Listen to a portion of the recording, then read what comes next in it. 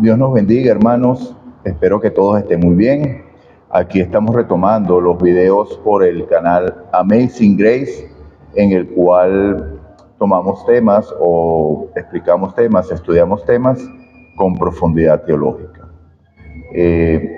Bienvenidos todos nuevamente. Si es primera vez que tú estás en este canal Amazing Grace, por favor suscríbete, dale me gusta y comparte los videos para que así el algoritmo de YouTube pueda proponer este video a mayores personas. Okay, entonces hoy vamos a hablar de un tema concerniente a nosotros, los adventistas del séptimo día, porque vamos a hablar de una creencia fundamental de nuestra iglesia.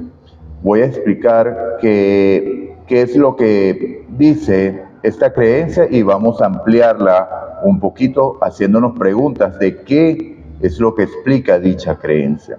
Y por supuesto, vamos a explicarla a la luz de la palabra de Dios y algunos textos de la hermana Elena G. de White, profeta del Señor. Entonces, mis hermanos, vamos a empezar con una oración, porque no podemos realizar ningún estudio de la palabra sin primeramente invocar al autor de la misma, que es al Espíritu Santo. Entonces, oremos. Padre nuestro que estás en el cielo, alabado, glorificado y honrado sea tu nombre por la eternidad. Oh Señor Dios, gracias te damos por este día. Gracias por permitirnos, Señor, salir una vez más con un video en el cual vamos a explicar una creencia fundamental de esta tu iglesia adventista del séptimo día. Permite que tu Santo Espíritu clarifique cualquier situación y que sea todo dirigido por ti. Ayúdanos y guíanos, Padre, y que todo sea para la gloria tuya, en el nombre de Jesús. Amén y amén.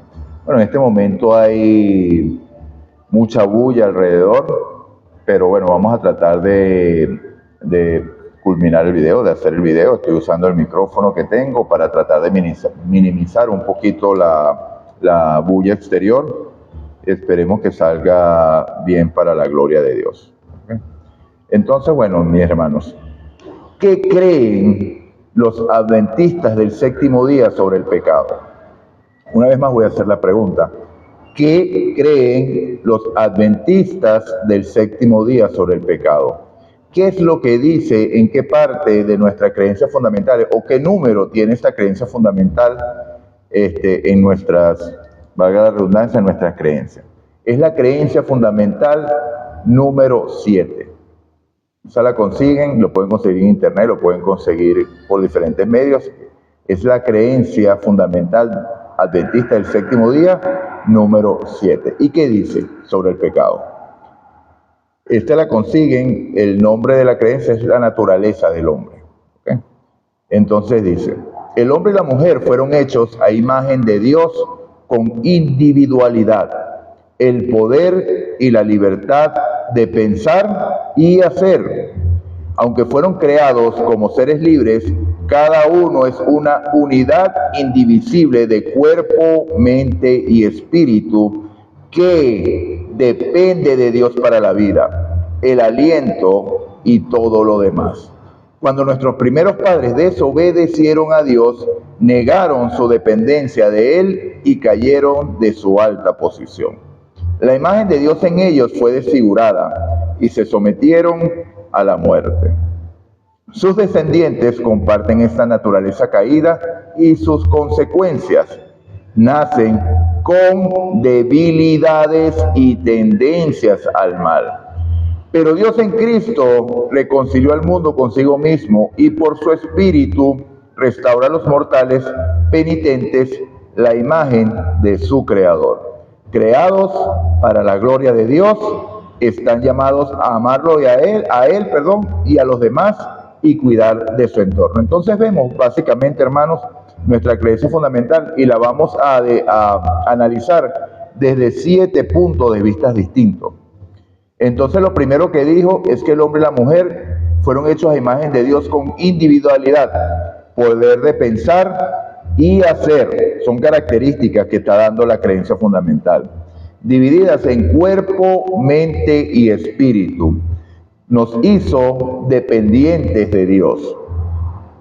Nacemos o nacen con debilidades y tendencias al mal, pero somos reconciliados en Cristo y fuimos creados para la gloria de Dios. Entonces se engloba totalmente qué es lo que creemos, cómo lo creemos. Entonces debemos apegarnos en nuestras enseñanzas a lo que esta creencia fundamental explica o indica, porque si somos adventistas del séptimo día, debemos creer lo que los adventistas o la iglesia adventista del séptimo día explica de lo que es pecado. Entonces vamos a empezar por la primera. La definición de la naturaleza humana es clara para la iglesia adventista del séptimo día. Entonces vamos a empezar por la primera. Somos seres individuales. Cada quien es creado de manera individual y única. Creo que todos estamos de acuerdo en eso, ¿cierto? El relato de la creación de nuestros primeros padres es la evidencia de ello. Seres únicos con capacidad de razonamiento y toma de decisiones únicas. Eso lo podemos leer en Génesis 1:27, 2:7, 18 y luego del 21 al 23. Voy a repetir los versículos para que los busquen. Génesis 1:27, que es donde marca la creación del hombre. Luego lo explica, lo amplía en el capítulo 2 de Génesis, en el versículo 7, después en el versículo 18 y finalmente los versículos 21 al 23, esto del capítulo 2. Segunda característica, poder de pensar y hacer. Somos seres individuales y efectivamente antes de realizar cualquier acción, primero es pensada. No viene una acción automática que hacemos y luego llevada a cabo. El pensamiento se transforma en una acción.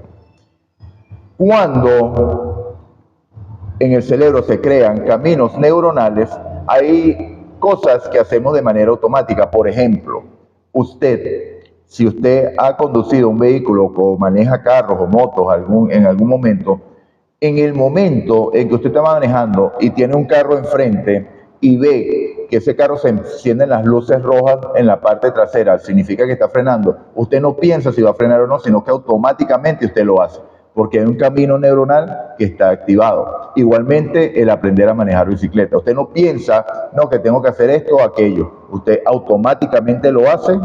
¿Por qué? Porque hay un camino neuronal. Pero este camino primeramente fue aprendido. Primeramente tuvo que pensarlo para después el cerebro construir el mapa para llevarlo a cabo.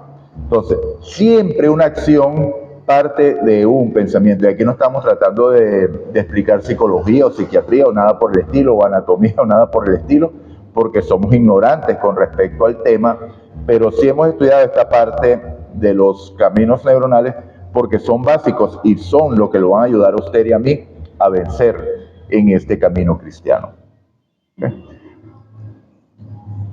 Ok, entonces, seres capaces de pensar y hacer. Se piensa y luego se hace. Un pensamiento se transforma en una acción.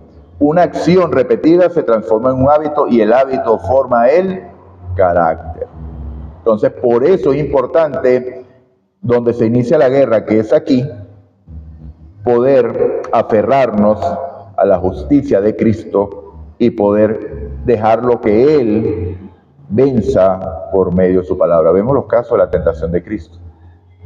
Se aferró de una vez con un escrito está, porque para eso el Espíritu Santo, teniendo comunión con Él, le indicaba cómo debía actuar. Tercer punto. Estamos constituidos por cuerpo, mente y espíritu. Eso lo leemos en el Génesis capítulo 2, vemos que el hombre fue hecho del polvo de la tierra, el componente físico, este es inerte, este no tiene nada, sin el segundo elemento que es el aliento de vida, ¿okay?, que es el espíritu. El resultado es un ser viviente. Entonces somos el polvo de la tierra más el aliento de vida que es el espíritu. El resultado es un ser viviente o un alma viviente.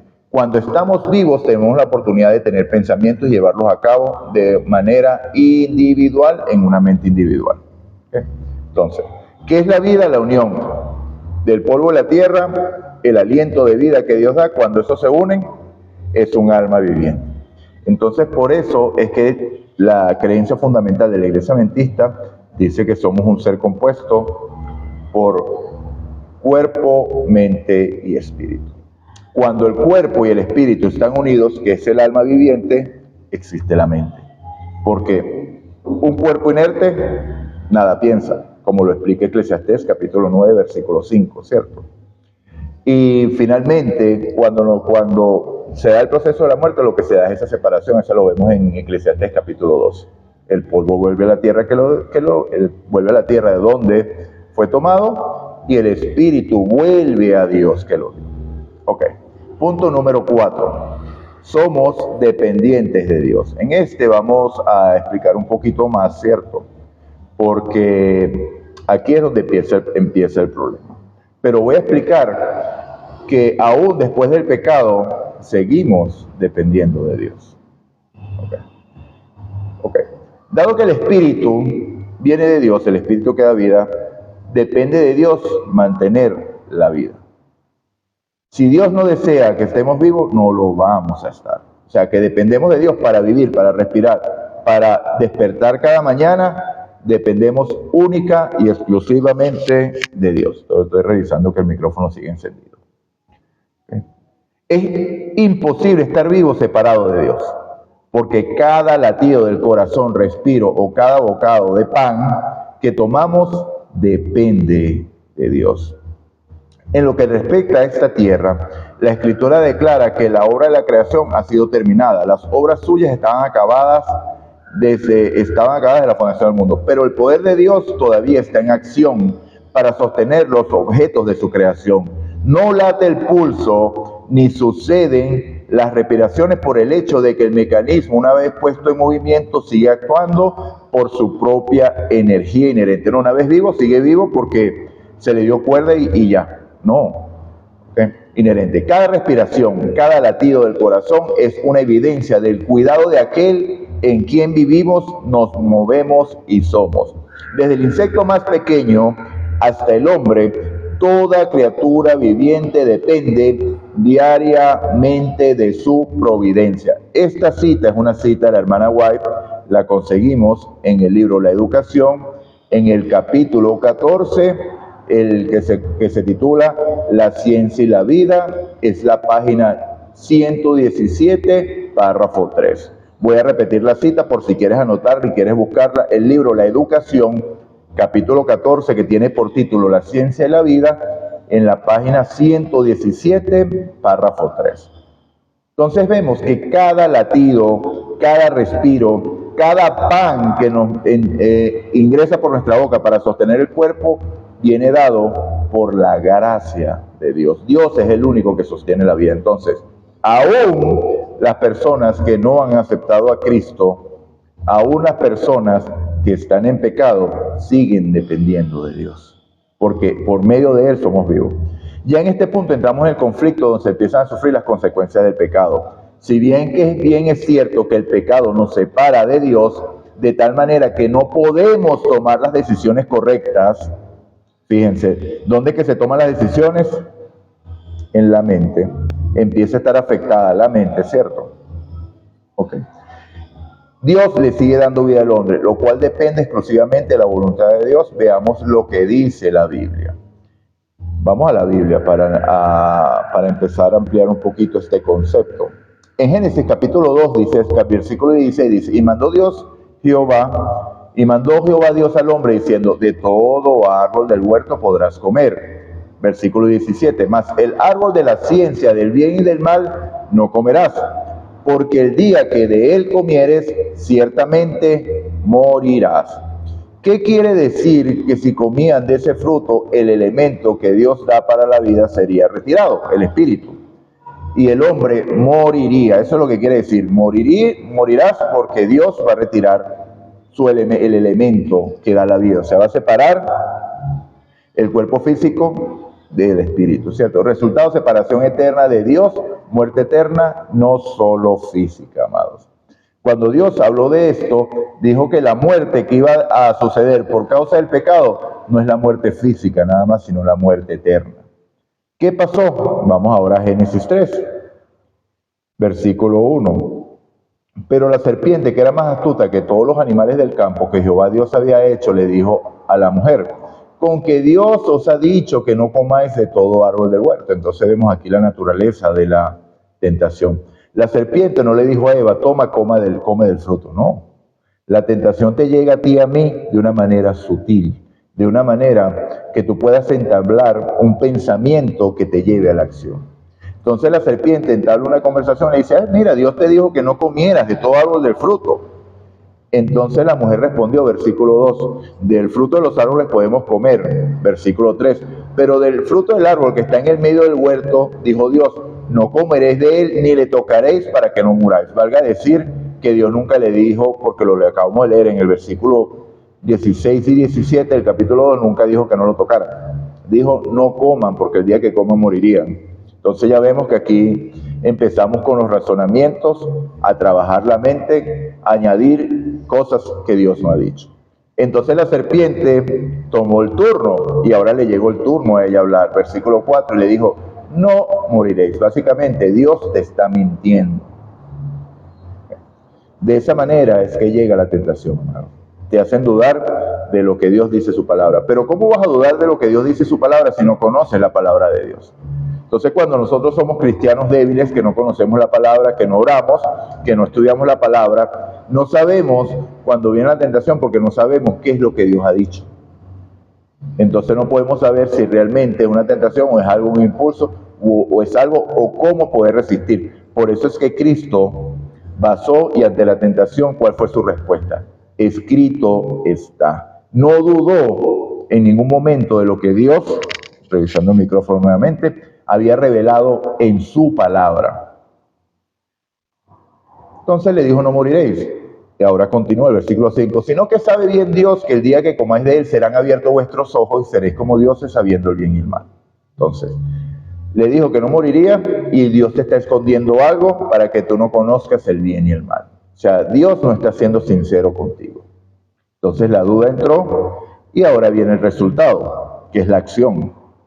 Versículo 6, y vio la mujer que el árbol era bueno para comer, que era agradable a los ojos, árbol codiciable para alcanzar sabiduría, y tomó su fruto y comió, y dio también a su marido, el cual comió así como ella. Entonces vemos que ya cuando la palabra de Dios sale de nuestra mente, lo que viene es la caída. ¿Por qué? Porque los sentidos toman su parte. Eva vio el fruto, ¡wow! ¡Qué fruto tan hermoso! Agradable para comer, se ve que es agradable para comer y es codiciable para alcanzar sabiduría. Luego Pablo explica en el capítulo 7, esto no es parte del estudio, que él dice que él no conocería que la codicia es pecado si no es por la ley. Entonces, ¿sería que Eva no sabía que la codicia era pecado? Por supuesto que lo sabía. ¿Por qué? Porque Dios hablaba con ellos como cara a cara. Tenía esa bendición de poder ver a Dios cara a cara, porque no había una separación de ningún tipo. Ellos estaban revestidos de gloria y podían estar ante la presencia de Dios sin sufrir ninguna consecuencia. Más bien se gozaban en la presencia de Dios, así como nosotros esperamos gozarnos muy pronto en el retorno de Jesús, no para ir a mansiones celestiales ni nada de eso, eso es un plus, un añadido, ¿cierto? Es para dar, para morar con Cristo por la eternidad, para poder abrazarlo, para poder verlo, para poder estar con Él. No sé si ese es su anhelo también, pero es el mío. Y yo se lo comparto y le comparto el gozo y el entusiasmo que me da el saber que estamos al borde de la eternidad, mi hermano. No desfallezca, avanzad, dice el Señor, avanzad. Ok, entonces, ¿qué fue lo que sucedió aquí? Versículo 6, comieron. Entonces, acto seguido, fueron abiertos los ojos de ambos y conocieron que estaban desnudos. Entonces cosieron las hojas de higuera y se hicieron delantales. Dado que hubo una desobediencia, lo cual separó su mente de Dios, ¿por qué no murieron? Aquí vamos a explorar el segundo punto, porque Dios había dicho, el día que de él comieres, ciertamente morirás, ¿cierto? Pero ellos no murieron inmediatamente, que es lo que debía haber pasado. La Biblia nos responde, amados. Y este es un punto, si se quiere, que no está relacionado con lo que estamos estudiando de la creencia fundamental número 7, pero es algo que no podemos dejar aparte, porque debemos explorar todo el punto partiendo desde el origen. Porque como siempre he explicado, Si nosotros, el libro, yo diría, o uno de los libros más importantes, toda la Biblia es importante, pero el que yo considero de mayor importancia para entender en la Biblia es el Génesis. Porque en Génesis tú estás partiendo para conocer a Cristo. Recuerden que la Biblia habla de Cristo. Escudriñan las Escrituras porque ellas son las que dan testimonio de mí. Pero si tú partes de un lugar incorrecto, ¿a dónde vas a llegar? A un lugar incorrecto. Entonces, por eso es que estoy profundizando en este punto del inicio del pecado aquí en la tierra, porque sabemos que el gran conflicto se generó fue en el cielo, no en la tierra. Eso lo tenemos claro nosotros como adventistas del séptimo día. Por cierto, lo estudiamos esta semana en la lección de escuela sabática. Entonces, veamos por qué ellos no murieron en el momento. La Biblia responde, amados. Cuando nosotros leemos el capítulo 1 del libro de Efesios, en los versículos del 4 al 13, allí Dios, a través de Pablo, nos explicó el pacto eterno. Entonces, voy a leer 4 versículos, 4, 5, 6 y 7, que engloban esta idea y seguimos adelante.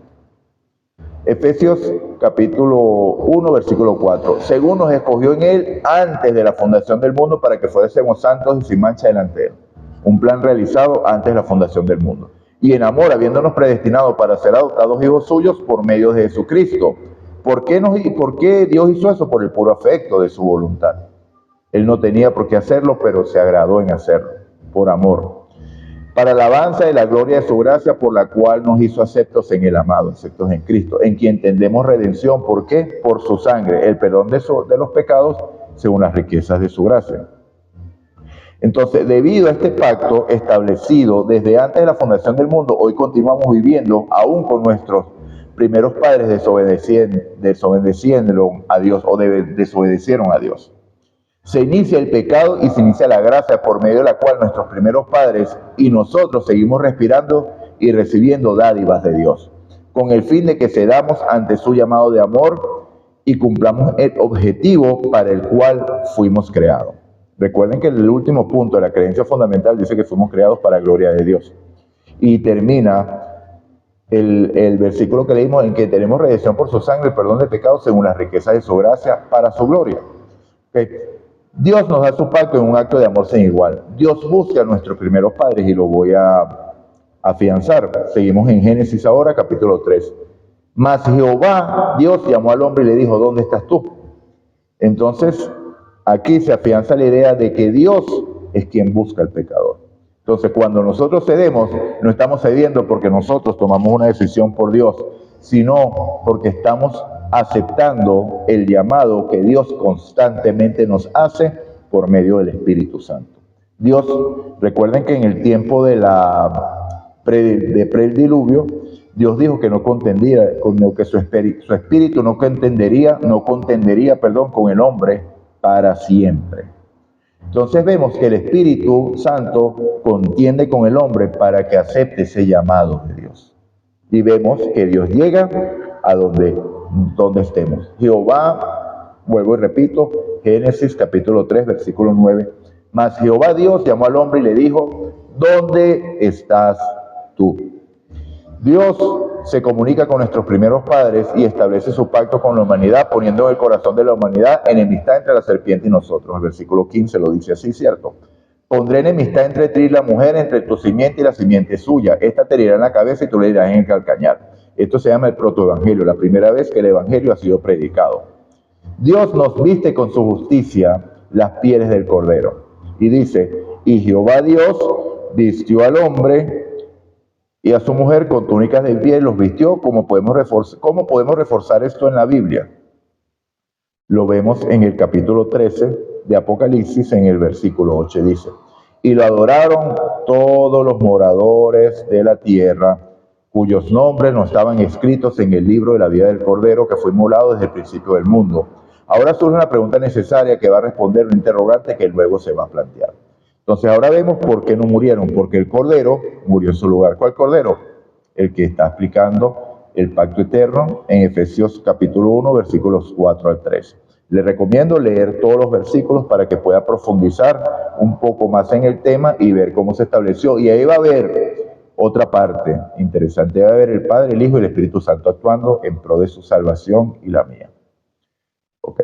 Ahora, la pregunta que surge aquí, si ellos no murieron en el momento, recordemos que iba a ser muerte física y eterna, ¿ok? La que Dios le había dicho. Cuando Dios dice que moriremos, no es la muerte física, porque vivimos en un mundo de pecado y todos vamos a morir físicamente y vamos a entender el porqué. Entonces la pregunta que vamos a aclarar más adelante, que se vuelve a plantear nuevamente más adelante, dice, ¿por qué si seguimos dependiendo de Dios para vivir, morimos físicamente? Voy a repetir la pregunta. ¿Por qué si seguimos dependiendo de Dios para vivir, morimos físicamente? Mis hermanos, la inmortalidad de Adán y Eva no era inherente en la creación, no. Ellos podían comer de todos los árboles del huerto, incluyendo el árbol de la vida. El único árbol que estaban exceptuados de comer era el árbol del conocimiento del bien y del mal. ¿Okay? Y al ser expulsados del Edén, perdieron acceso a este árbol especial, que era el árbol de la vida. Y lo vamos a ver en el capítulo 3 de Génesis, el versículo 22. Y dijo Jehová Dios, luego de las consecuencias que le dice que ahora trabajarás, la mujer parirá con dolor, etcétera, etcétera. En el versículo 22, Dios dice, y dijo Jehová, y aquí el hombre es como uno de nosotros, sabiendo el bien y el mal. Ahora pues que no alargue su mano y tome también del árbol de la vida, coma y viva para siempre. Entonces ahora entiende por qué estamos sujetos a la muerte física en este mundo. El acceso al árbol de la vida se perdió. Vean lo que dice el versículo 23. Y lo sacó Jehová del huerto del Edén para que labrase la tierra de donde fue tomado. Versículo 4. Echó pues al hombre fuera y puso al oriente del huerto del Edén, o sea que ellos salieron por esa puerta, por el oriente, querubines y una espada encendida que se revolvía por todos los lados. ¿Para qué? Para guardar el camino del árbol de la vida. Entonces, Dios se aseguró de que el hombre perdiera el acceso al árbol de la vida. Esta fue la razón de la expulsión del Edén. No fue porque Dios quería castigarlo, ya Dios había dado su gracia como una nueva oportunidad en Génesis 3:15, lo leímos, ¿cierto? Pero seres pecadores no pueden participar del árbol de la vida. Mientras no participemos de este árbol, no podemos vivir para siempre. Y Dios nos da vida con gracia para que aceptemos su invitación. Y aceptando el pacto eterno, seremos restaurados al plan original con pleno acceso al árbol de la vida. Vale destacar que la muerte de cual habla la Biblia, ya lo dije, no es la muerte física, y de esta participaremos todos en algún momento hasta que las cosas sean restauradas. Se refiere a la muerte segunda, producto de una vida separada de Dios y al haber rechazado el regalo dado por Dios que nos restaura en su pueblo. Espero que hayan entendido el punto. Se inicia el pecado, Adán y Eva comieron del árbol de la ciencia del bien y del mal. Dios le había dicho que morirían, no morirían porque Dios había establecido el pacto eterno. Al momento que ellos mueren, el cordero es sacrificado, son vestidos con las pieles del cordero, que por cierto, un sacrificio hecho por Adán. Imagínense el dolor. Él entendió lo que significaba el pecado realmente y cómo la muerte había entrado. Entonces, se da esta situación, pero por medio del pacto eterno, Dios empieza el tiempo de gracia, el reino de gracia es proclamado y no murieron. ¿Por qué? Donde abundó el pecado, sobreabundó la gracia, porque por gracia sois salvos. ¿Okay? Entonces, bueno, cerramos el punto. Ahora viene el punto número 5. Nacen con debilidades y tendencias al mal. Recuerden que estamos estudiando la creencia fundamental número 7, la naturaleza de la humanidad o la naturaleza del hombre. Entonces, el quinto punto que estamos explorando en cuanto a este concepto de la creencia de los adventistas del séptimo día número 7 es que el hombre nace con debilidades y tendencias al mal. En esta característica es donde algunos hermanos están errando, dado que se han introducido tradiciones de hombres, de los padres de la iglesia, de los padres de la iglesia en nuestra iglesia, desvirtuando así la creencia fundamental número 7 de nosotros como adventistas del séptimo día. ¿Qué quiere decir que nacemos con tendencias, debilidades y debilidades? Con tendencias al mal y debilidades. ¿Qué quiere decir eso? Eso no significa que nacemos pecadores, amados, como explican algunas personas y como explican muchas iglesias protestantes. y principio adoptado por nuestra iglesia a partir del año 1957, producto del libro Los Adventistas responden preguntas sobre doctrina. Ese año se introdujo ese concepto en nuestra iglesia. Entonces no es de dudar que hoy mucha gente repite esas palabras porque es lo que algunos enseñan. Y algunos, cuando digo algunos, digo gente que ha estudiado, gente que fundamenta sus enseñanzas en los títulos que han conseguido por medio de ese estudio, que no es nada malo que estudian. Lo que sí es malo es que crean cosas que no existen en nuestra creencia fundamental, porque estamos viendo claramente que la creencia fundamental número 7 dice que nacemos con tendencias al mal y debilidades, no que nacemos en estado de pecado. ¿Okay? Entonces vamos a explicar cómo la Biblia, porque recordemos que la Biblia es la que explica esto, ¿okay? Cómo la Biblia explica esta situación y dónde lo vamos a conseguir, hermanos. Les dije que uno de los libros más importantes siempre es el Génesis, porque Génesis parte, y en Génesis Dios mismo explicó esta situación. Génesis capítulo 4, versículo 1. Conoció Adán a su mujer, la cual concibió y dio luz a Caín. Y dijo, por voluntad de Jehová he querido varón. Después dio luz a su hermano Abel. Y Abel fue pastor de ovejas y Caín labrador de la tierra. Hasta ahí no hay nada extraño. Abel, pastor de ovejas, Caín, labrador de la tierra. Y aconteció que andando en el tiempo, que Caín trajo del fruto de la tierra una ofrenda a Jehová. Y Abel trajo también de los primogénitos de sus ovejas, de lo más gordo de ellas, y miró Jehová con agrado a Abel y a su ofrenda. Versículo 5, pero no miró con agrado a Caín y a la ofrenda suya.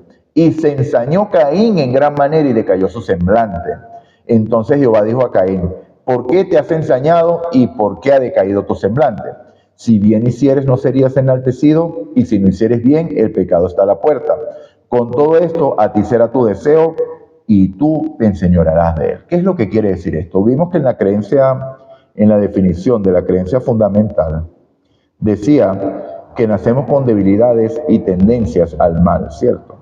Estoy subiendo nuevamente para llegar allí. ¿Ok? Fíjense.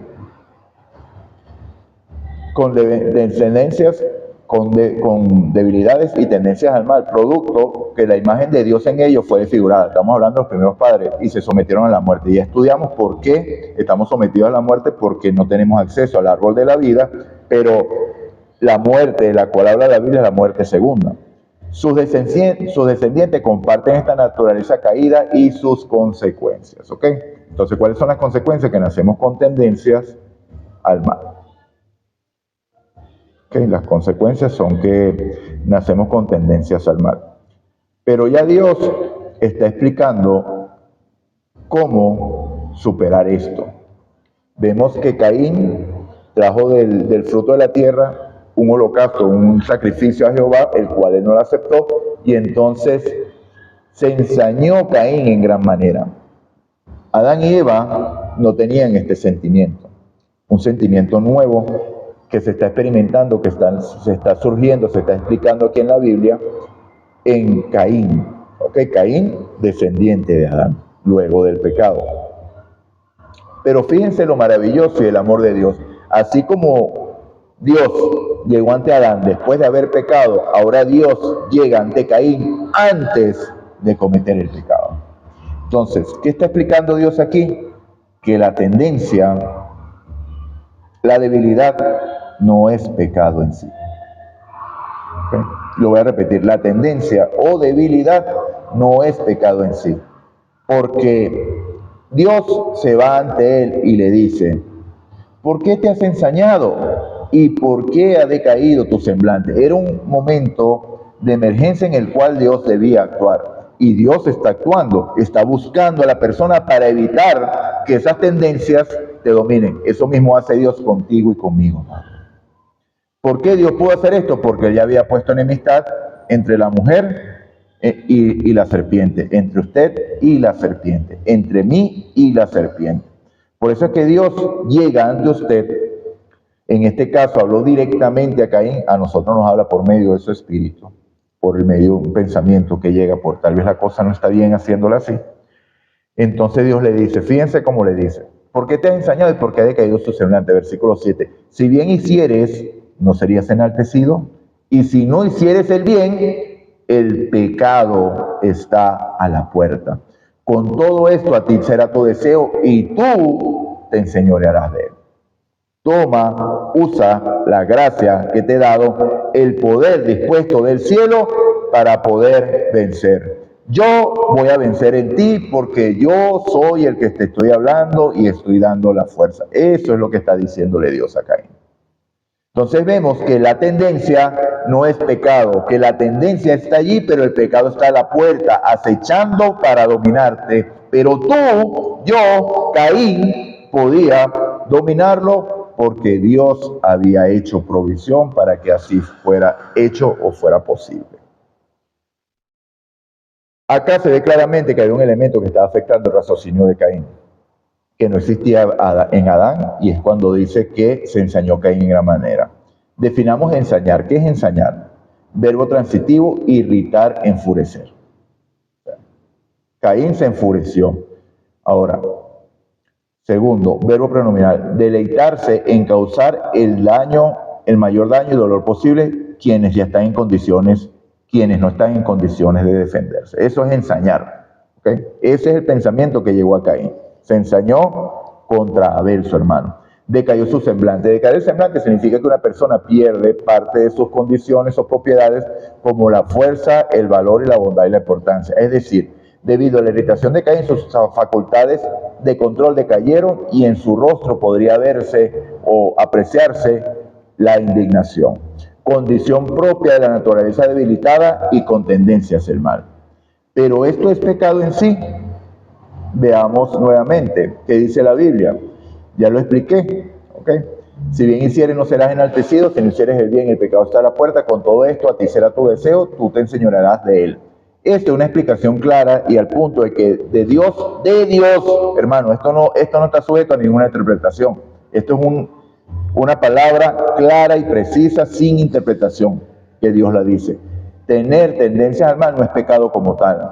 Dios claramente explica, el pecado está a la puerta, mas no se enseñoreará de ti, sino tú de él. Acá no hay nada que explicar. Dios claramente afirma que el pecado no tiene por qué dominarnos, sino que nosotros podíamos dominarlo por su gracia, sometiéndonos a su gracia.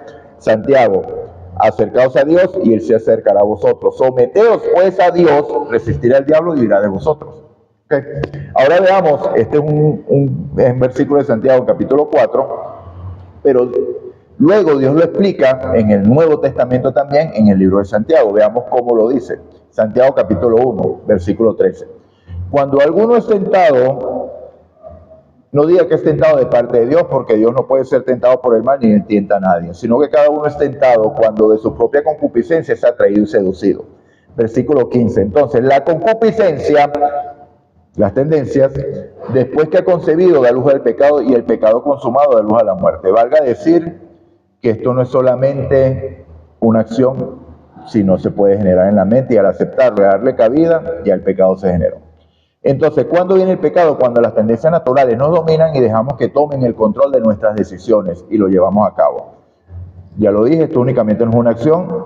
No, la acción es el fruto, pero ya el pecado fue llevado a cabo en la mente, pero no deja de ser una decisión. ¿Okay? Ahora, ¿cómo es que puede ser resistido esto para no caer en pecado? Únicamente por la gracia dada por Dios desde que el pecado entró. Voy a repetirlo una vez más. Mi hermano, usted y yo no tenemos fuerza para resistir la tentación. No la tenemos. Dios te da gracia para que eso pueda ser resistido. O sea, el poder es de Dios. Entonces, cuando yo estoy diciendo que el pecado puede ser vencido, no estoy diciendo acá que nosotros, usted y yo, vamos a vencer el pecado. No. Estamos diciendo que nosotros nos sometemos a Dios y Dios con su poder nos da la victoria sobre el pecado. Okay. Es Dios, es Él, únicamente Él puede. ¿Por qué? Porque hay una creencia que por eso, después que se introdujo este concepto de que nacemos con una naturaleza pecaminosa y en condenación, para no llamarla con el nombre católico, para que no digan otras cosas, ¿ok? Que nacemos en condenación, entonces que ya hay un grupo que dice que va a vencer con su fuerza. No, mi hermano. Usted no va a vencer con sus fuerzas y nos enseña que se va a vencer con nuestras fuerzas, porque nosotros no podemos vencer. Y si lo lográramos, eso de nada vale, porque eso hizo Caín. Caín se presentó ante Dios con sus obras y Dios lo rechazó. Fue rechazado porque se presentó con sus obras. ¿Con qué se presentó Abel? Con el Cordero, que el Cordero representa ¿a quién? A Cristo. Es el único en el cual tenemos nosotros salvación y justicia, porque es su justicia, no nuestra. ¿Okay? Entonces, amados, Dios ya puso enemistad entre nosotros y la serpiente, es obra de Dios, no nuestra. Cuando creemos en esa palabra dada por Dios, se puede dominar la tendencia, viendo el micrófono bien, que quiere dominarnos en el momento. Como sucedió con Caín, le sucede a usted y a mí. Las tendencias naturales quieren dominarnos, pero el poder de la gracia de Dios está disponible para ser resistido, lo cual es obra de Dios y nunca nuestra. Es decir, que creer y predicar esto no quiere decir que yo puedo resistir al pecado y ser vencedor por mis propias obras. Por cierto, esto es lo que sucedió, ya lo dijo, en el sacrificio presentado por Caín y Abel. Mientras que Caín buscó el favor de Dios confiando en sus fuerzas, los frutos consiguió con sus esfuerzos, Abel dependió del Cordero para llegar ante él.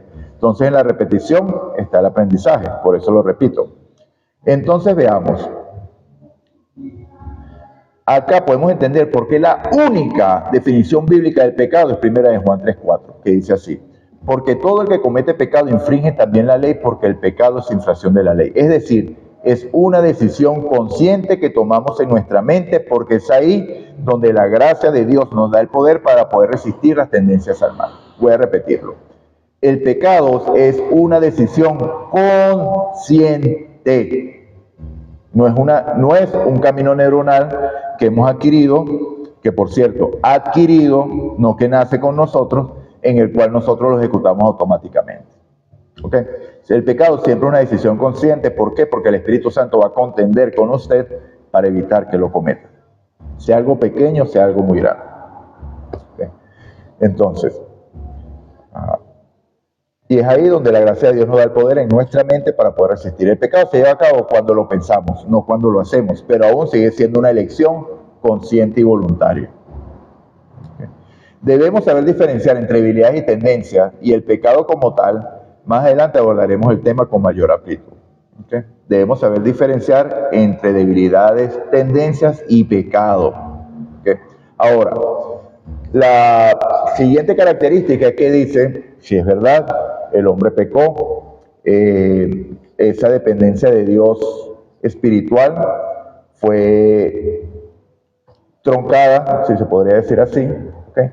Y ahora nacemos con tendencias y debilidades, pero también dice que estamos reconciliados en Cristo.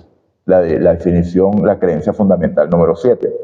Destaquemos especialmente Romanos 5, donde Pablo explica claramente que por un hombre entró el pecado y con este la condenación. Y este es uno de los versículos favoritos, el versículo 12 del capítulo 5, para decir que nacemos en condenación, que nacemos pecadores en condenación, que nacemos condenados ya. O sea, desde el momento en que nacemos ya estamos condenados a la muerte eterna. O sea, usted no hizo nada, pero usted ya está condenado. Eso es lo que predican algunos. Pero eso no es lo que la iglesia adventista cree, porque lo estamos explorando, hermano. Entonces, reconciliados en Cristo. Romanos 5, donde Pablo explica claramente que por un hombre entró el pecado y con este la condenación y la muerte, pero por otro hombre, el segundo Adán, entró la reconciliación para vida, regalo dado a todos, sin excepción, pero solo aceptado por pocos. Veamos lo que dice la Biblia. Romanos 5, versículo 6. Porque Cristo, cuando aún éramos débiles, a su tiempo murió por los impíos. ¿Por quién murió Cristo, hermanos? ¿Por los que creen? No, mi amado. Por los impíos. ¿Quiénes son los impíos? Romanos 3:23. Por cuanto todos pecaron, todos están destituidos de la gloria de Dios. Todos son impíos. Entonces, ¿por quiénes murió Cristo? Por los impíos. ¿Cuándo? Cuando aún éramos débiles. Con tendencias y debilidades. Cuando éramos débiles. Versículo 7. Ciertamente apenas morirá alguno por un justo, con todo, pudiera ser que alguno osara morir por el bueno, versículo 8. Mas Dios, el pacto eterno, muestra su misericordia, su amor para con nosotros, en que aun siendo pecadores, Cristo murió por nosotros. ¿Cuándo murió Cristo por nosotros? ¿Cuando lo aceptamos y nos arrepentimos? No, cuando aún éramos pecadores, mis hermanos. Sigue prendido, gloria a Dios. Pues mucho más, estando ya justificados en su sangre, por él seremos salvos de la ira. Entonces, No nacemos en condenación, nacemos con un Salvador. Espero que lo entiendas, amado. Y disculpen que me alzo la voz, pero es que esto me llena de gozo y no puedo decirlo de una manera sencilla. Aún cuando yo estaba en el mundo pecando, ya Cristo había muerto por mí. Ya mis pecados habían sido cubiertos por su sangre. Gloria a Dios. Versículo 10. Porque si siendo enemigos fuimos reconciliados por Dios por la muerte de su Hijo, mucho más estando reconciliados seremos salvos por su vida. Versículo 11. No solo esto, sino que también nos gloriamos en Dios por el Señor nuestro Jesucristo, en quien hemos recibido ahora la reconciliación. Entonces vemos, hermanos, cómo, por qué la creencia fundamental número 7 de los adventistas del séptimo día, que explica la naturaleza de la humanidad, que se explora el tema del pecado, dice que estamos reconciliados en Cristo. Voy a repetir con otras palabras. En la repetición está el aprendizaje. ¿Por quiénes murió Cristo? Por los impíos. Dado que todos pecamos, todos somos impíos, entonces Cristo murió por todos. Aún siendo pecadores, Cristo murió por nosotros. Surge una pregunta. El hermano Tomás está predicando universalismo. No. Yo no creo en el universalismo, en que todos vamos a ser salvos, incluyendo Satanás y sus ángeles. No. El amor de Dios derramado sobre todos los hombres por su gracia, para su gracia, se acepta a fin de que todos nazcan de nuevo. Todos tienen la misma oportunidad de nacer de nuevo, dando la misma oportunidad a todos. Siendo justificados por su sangre, por él seremos salvos de la ira. Entonces, la humanidad no está bajo la ira de Dios, sino bajo la salvación dada por Cristo. Voy a repetir esta frase. La humanidad, no está bajo la ira de Dios, sino bajo la salvación dada por Cristo. Y el versículo 11 es tajante en afirmar que hemos recibido la reconciliación. Hemos recibido. ¿En qué tiempo verbal está eso? En pasado, ¿verdad? Tiempo pasado. ¿Cuándo se dio la reconciliación? En el pasado. En el momento en que el Padre y el Hijo decidieron salvar al hombre y la creación de este planeta por amor. Reconciliación hecha efectiva en la muerte de Cristo. Lo leímos. ¿Cuándo se llevó a cabo esta reconciliación, amados? Efesios capítulo 1, versículos 4 al 13, el pacto eterno. Cristo, fuimos predestinados en Cristo para que Él nos reconciliara con el Padre. ¿Cuándo? Cuando aún éramos pecadores. ¿Cuándo? Antes de que naciéramos. ¿Cuándo? Antes que usted tomara la primera decisión. Entonces, decir que nacemos siendo pecadores condenados, eso es una herejía, mis amados. Una herejía. Este punto también lo podemos ver con claridad en muchos otros puntos de la Biblia, pero acá se ve con claridad, precisamente es un capítulo que se usa para dar rienda suelta a la herejía, ahora sí lo voy a llamar por su nombre, del pecado original. La séptima parte de la creencia fundamental es que somos hechos para la gloria de Dios. Espero que usted no tenga duda al respecto.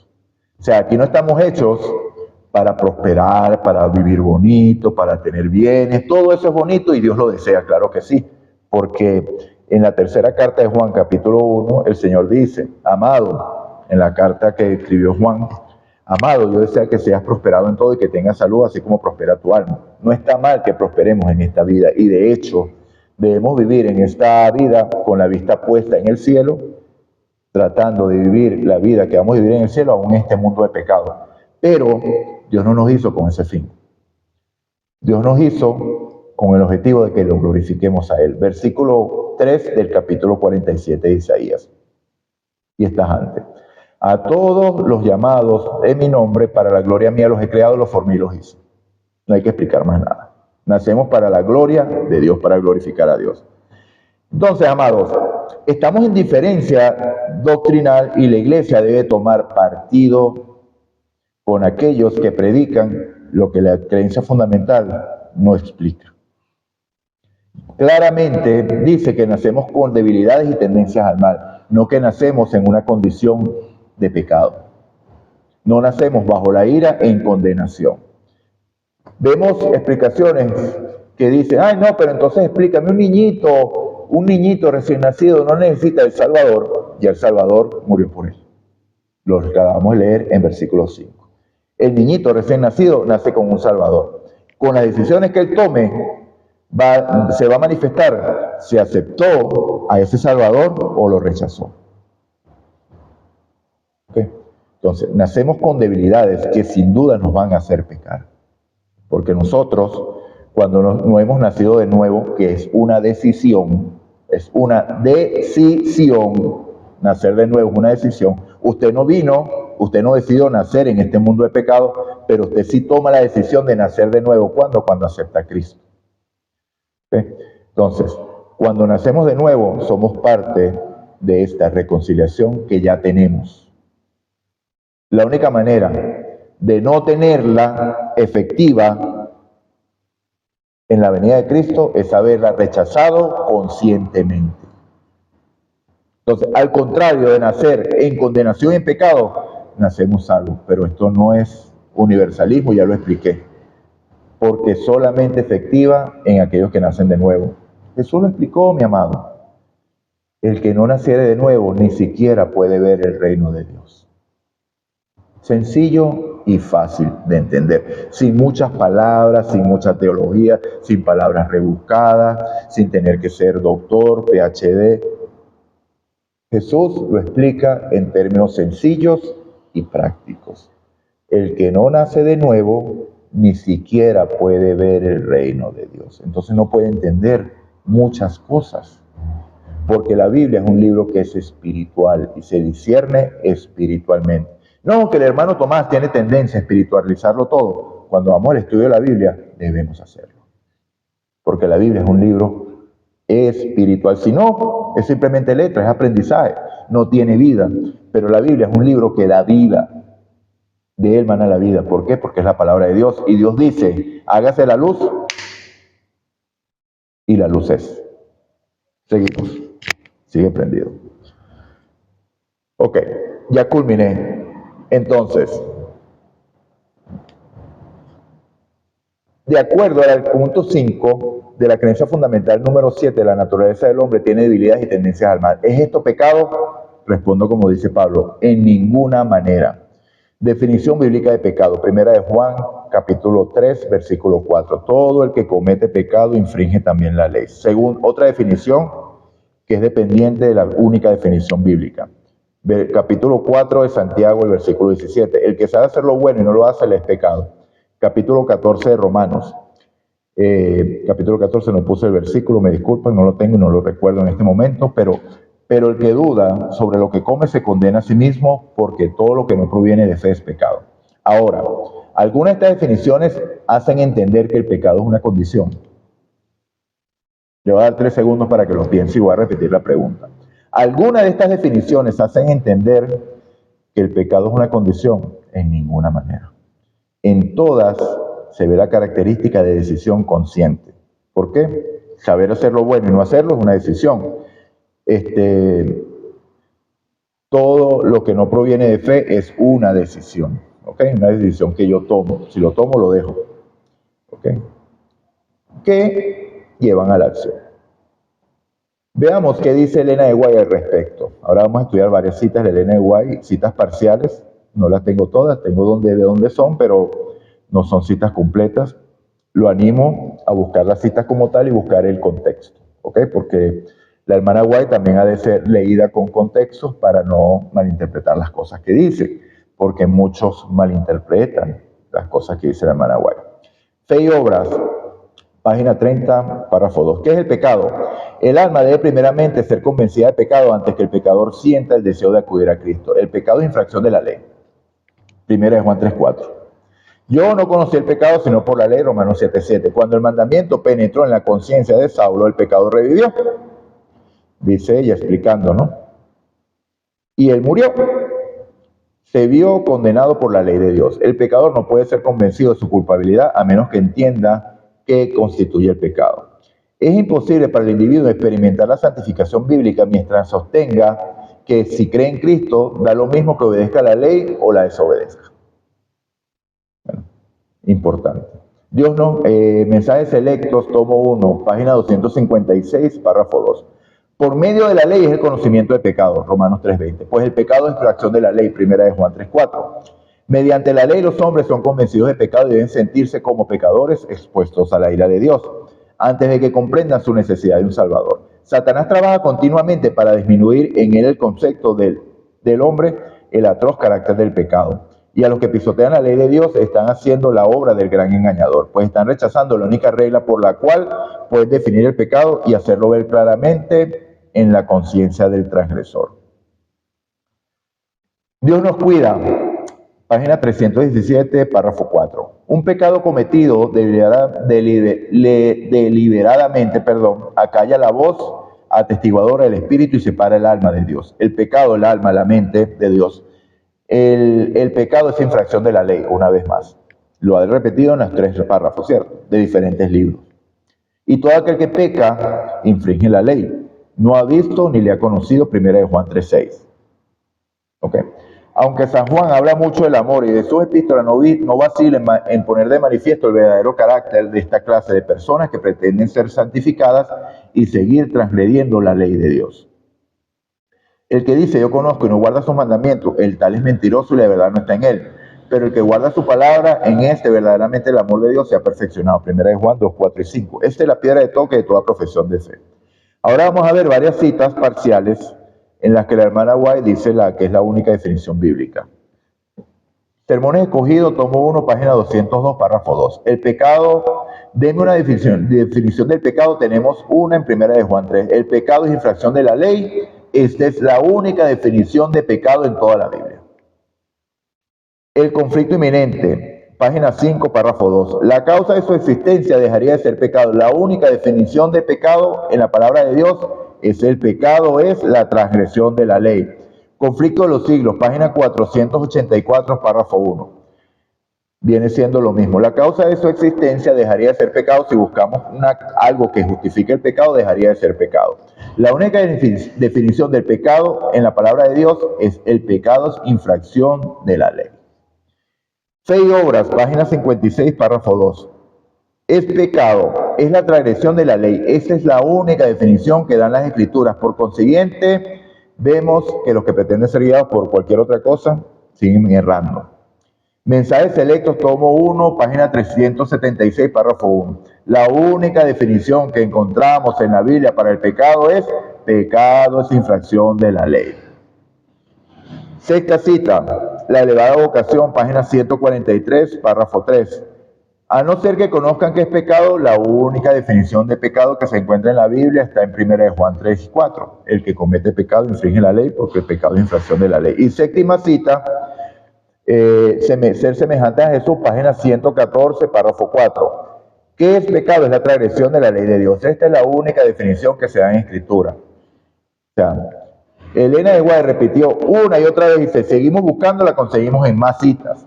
Una y otra vez. Puse nada más 7, que la única definición bíblica, en definiciones filosóficas podemos tener muchísimas, pero nosotros somos solo Escritura, y Elena de White, la profeta de Dios, por supuesto que era solo Escritura, guiada por el Espíritu Santo, y ella define la única definición bíblica, el pecado es infracción de la ley. ¿Ok? Ahora, si eres adventista, esa es otra creencia fundamental. Debes creer en el testimonio inspirado. Si lo rechazas, es otra diferencia doctrinal que estás teniendo. Entonces, si tú rechazas lo que la hermana White dice, que pecado es infracción de la ley, y quieres ponerle otras cosas, ojo con lo que estás haciendo. Porque te estás alejando de una creencia fundamental de los adventistas del séptimo día. Entonces, todo aquel que dice que el don profético se contradice o que tal, está dudando. Ojo, ok. Ahora, tomar esta definición indica que el pecado es solo una obra o una acción. Tercera vez que lo abordo en este estudio que estamos haciendo. No. Este se genera en nuestra mente, donde debe ser fortalecido o rechazado.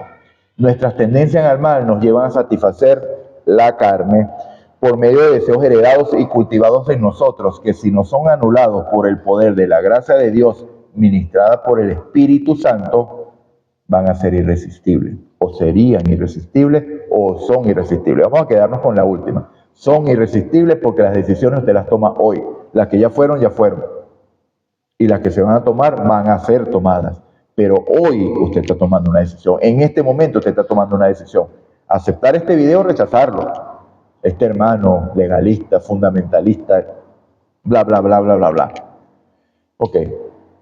Ya Jesús enseñó que el pecado nace en la mente. Mateo 5:28, Mateo 5:22 al 24. Entonces, ¿de dónde sale la creencia de ver el pecado como una condición? Los cristianos creen que la doctrina del estado de pecado de la humanidad resultó de la caída del hombre, derivada de la rebelión de Adán en el Edén. Los cristianos protestantes, amados, y católicos, no los adventistas del séptimo día. Nosotros somos cristianos, pero tenemos una creencia fundamental clara y bíblica. Entonces, voy a repetir, los cristianos creen que la doctrina del estado de pecado de la humanidad resultó de la caída de Adán, derivada de la rebelión de Adán en el Edén, el pecado de desobediencia al consumir el árbol del conocimiento del bien y del mal. Este concepto es el pecado original. Fue aludido por primera vez en el siglo II por Ireneo, en su controversia con ciertos dualistas gnósticos. Otros padres de la iglesia, como Agustín de Hipona, también desarrollaron la doctrina, considerándola basada en la enseñanza del Nuevo Testamento del apóstol Pablo, que la conseguimos entre Romanos 5, 12 al 21 y 1 Corintios 15, 22. Vemos que él tomó a partir del versículo 12 y exceptuó donde dice que cuando ahora éramos pecadores, Cristo murió por nosotros. Entonces se toma esto y se dice que no, el hombre nace bajo condenación, bajo la ira de Dios. Y lamentablemente, amados, esto se está repitiendo dentro de nuestra iglesia por algunos que abrazaron esta creencia. Esto no tiene otro nombre sino pecado original, que es un término católico. Es un término católico, pero el concepto que adoptas está abrazando este tema o este concepto. ¿Okay? Veamos. En el versículo del Antiguo Testamento, en Salmo 51:5 también dice, ¿okay? Tertuliano, Cipriano, Ambrosio de Ambrosiaster consideraban que la humanidad participa del pecado de Adán. Biblia, hombres, amados, tradiciones y costumbres de hombres. La Biblia dice, todo el que comete pecado infringe también la ley, porque el pecado es infracción de la ley. Consideraban que la humanidad participa del pecado de Adán, transmitido por generación humana. La formulación de Agustín del pecado original fue popular entre los reformadores protestantes como Martín Lutero y Juan Calvino. En estos días leí una declaración de un hermano adventista del séptimo día que decía que Elena de White decía que la definición o la forma en que Lutero explicaba la justificación por la fe es la forma correcta, en la cual únicamente es un acto legal. Mi amado, profundicemos en las Escrituras. Leamos el libro de Hebreos. A partir del capítulo 6 de Hebreos, el hermano Pablo, el apóstol Pablo, nos indica, ya dejemos los viejos rudimentos, la lechita espiritual, profundicemos en estos temas, que son temas de salvación, amados. ¿Ok? Entonces sigamos. La formulación de Agustín de Hipona fue popular entre los reformadores protestantes, ¿ok? Incluso afirma, persistía incluso después del bautismo y destruía completamente la libertad. Para Agustín de Hipona, para Calvino, para Lutero, no hay libre albedrío. Usted no tiene poder de decisión. Para Calvino aún peor, porque usted está predestinado a ser salvo o perdido. Ya. Lutero también exponía este punto, pero no de una manera tan tajante como el calvinismo. El calvinismo tiene dos puntos, la predestinación simple y la doble predestinación, que no vamos a estudiar eso ahora. Ok. Fíjense, ramas sustanciales de la armatiología, entre ellas la católica, presbiteriana, reformada continental y reformada baptista, suscriben la doctrina del pecado original que Pablo, apóstol, propugna en el Romanos capítulo 5, el versículo 12 al 19. O sea, dicen que Pablo explicaba esto y enseñaba esto, y que Agustín de Hipona popularizó en el cristianismo occidental y desarrolló una noción de pecado hereditario. Agustín enseñó que Dios hace responsable a todos los descendientes de Adán y Eva por el pecado y rebelión de Adán.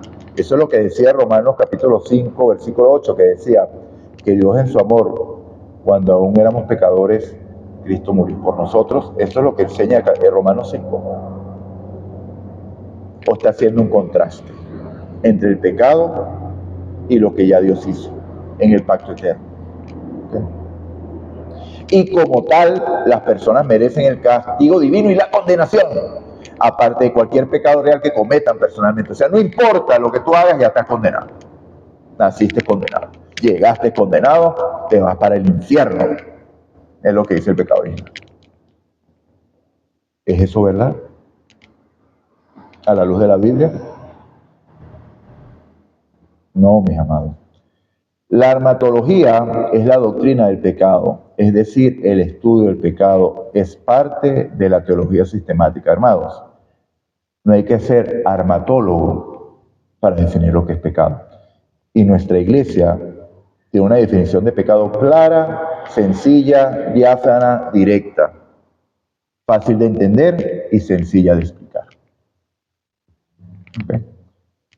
Nacemos con debilidades y tendencias al mal. Eso no es pecado, es tendencia. La armatología explica que todos somos pecadores por herencia. Entonces, ¿dónde vienen estos conceptos? De estos estudios profundos, amados. Es parte de la teología sistemática. La armatología proviene del griego amartía, que significa pecado, errar al blanco, ¿cierto? La armatología explica que todos somos pecadores por herencia, por imputación y por nuestra propia elección personal. O sea, muchas maneras de ser pecador. Nacemos de allí. No hay manera de salir de eso. La armatología apunta a la solución del pecado, el cual es el sacrificio expiatorio de Cristo Jesús. ¿Hecho cuándo? Desde antes de la fundación del mundo. El cual se dio cuando aún éramos pecadores. ¿Okay? Cristo murió por nosotros. Veamos que estos conceptos discrepan sobremanera de nuestra creencia fundamental número 7 que explica la naturaleza del hombre. ¿Difieren o no difieren, hermano? Usted toma su decisión. Yo no vengo aquí a tomar la decisión por usted. Yo tomé mi decisión. Veamos que estos conceptos discrepan. Okay. La Biblia responde. Explica Salmo 51:5 que nacemos pecadores. Este versículo claramente explica que David nace en un mundo rodeado por el pecado y arguye sobre el pecado de su madre a fin de indicar su actuar. Es lo que aprendió en el seno de su hogar. Recordemos que es un salmo de arrepentimiento. Entonces, todo aquel que usa salmos, el versículo 5, el Salmo 51, para indicar que definitivamente la Biblia explica que nacemos en pecado, está errando. Es un salmo de arrepentimiento en el cual David está echando mano de todos los conceptos que pueden para decir por qué cometió ese pecado. Infringió la ley de Dios. Y luego él dice que esta condición puede ser vencida. Porque en el versículo 10 dice, crea en mí, oh Dios, un corazón nuevo y renueva un espíritu recto dentro de mí. Por eso que es importante no usar versículos aislados. En el Salmo 58:3 también dice que los impíos mentían desde la matriz. ¿Es eso real? Un niño miente en la matriz. Seguimos. ¿Cómo contrarrestamos esto, hermano? La Biblia misma se explica. Biblia. Ezequiel 18, versículo 12. ¿Qué pensáis vosotros, los que usáis este refrán sobre la tierra de Israel? Que dice, los padres comieron las uvas agrias y los dientes de los hijos tienen dentera. Adán cometió el pecado y yo por eso nazco en condenación. Eso es lo que quieren decir. Vivo yo, dice Jehová el Señor. Nunca más tendréis que usar este refrán en Israel. Iglesia. Nunca más uséis este refrán dentro de la iglesia, de decir que nacemos en condenación porque fuimos concebidos en pecado. El estado no es una condición, es una decisión. El Señor te lo está diciendo, nunca más uséis este refrán. Versículo 4. He aquí, todas las almas son mías. Como el alma del Padre es mía, el alma del Hijo es mía. El alma que pecare, que infrinja la ley, esa morirá. En el mismo capítulo 18 de Ezequiel, versículo 19 y 20 ahora, dije, y si dijeres, ¿por qué el hijo no llevará el pecado de su padre? ¿Traemos el pecado de Adán me condena? ¿Mm? Porque el hijo hizo según el derecho y la justicia y guardó todos los estatutos y los cumplió, de cierto vivirá. ¿Por qué el hijo no llevará el pecado del padre? Porque no infringió la ley, amado. El padre es responsable de sus pecados y el hijo es responsable de sus pecados.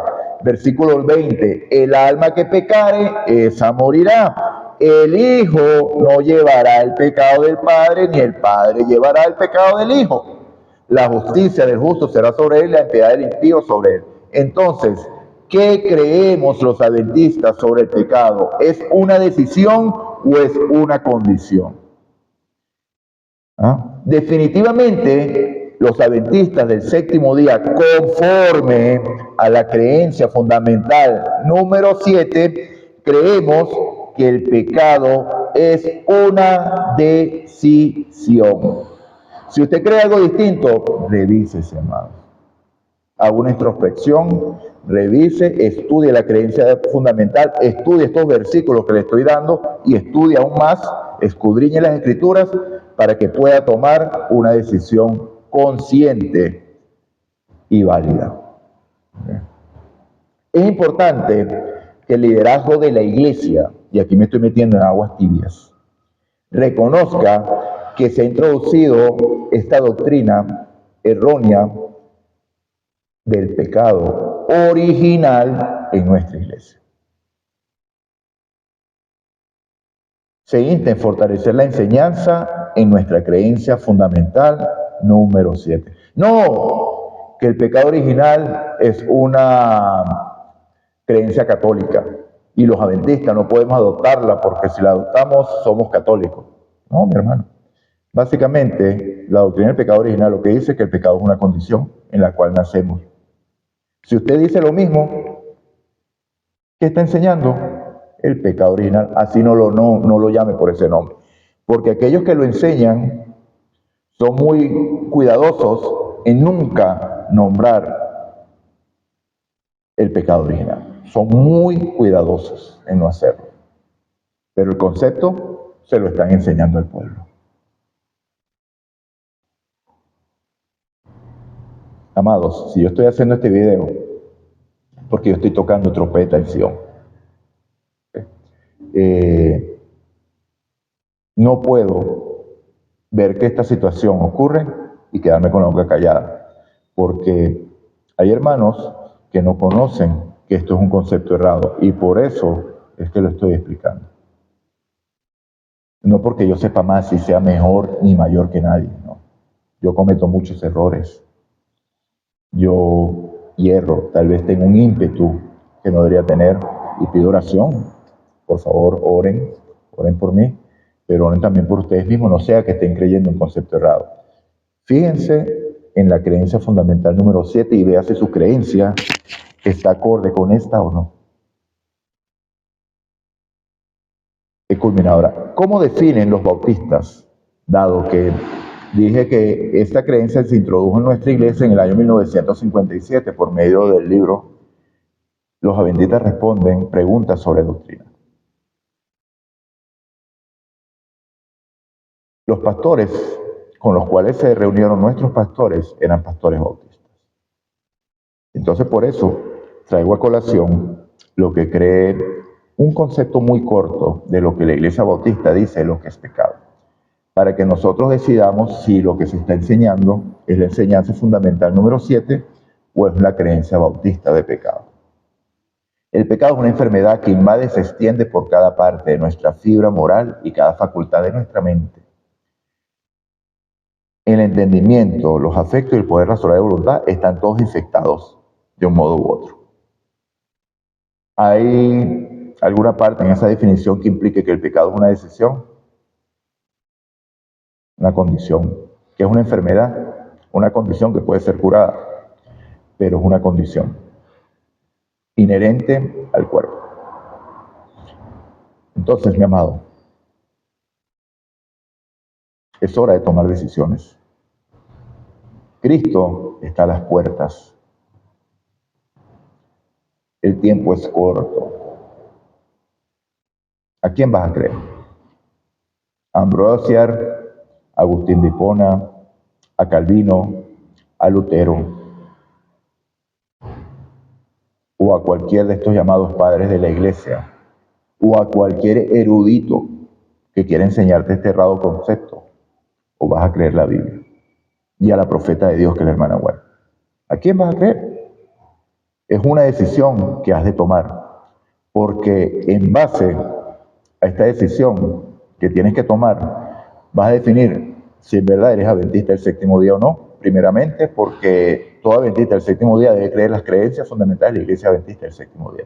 Segundo, en base a lo que tú definas como pecado, vas a definir otros temas que son importantes que están siendo atacados en nuestra iglesia. La naturaleza de Cristo y si el pecado puede ser vencido o no. ¿Puedo yo vivir una vida sin pecado?